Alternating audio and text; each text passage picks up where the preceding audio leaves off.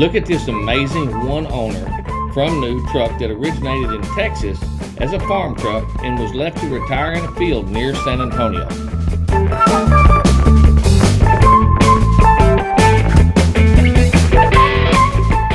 Thankfully, the current owner found this vehicle in the field, and over the last 10 years, he has painstakingly restored this amazing 1939 GMC AC308 farm truck to its beautiful and eye-catching factory-correct apple green color.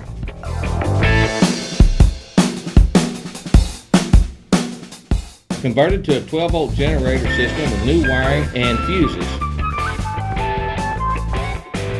Originally restored and resurfaced gauges makes this, I believe, the nicest one in existence. No expense was spared in searching down new OEM parts. No Japanese aftermarket parts here. Check us out on the web at thevaultms.com to see a complete description of the restoration pictures and details of this amazing vehicle.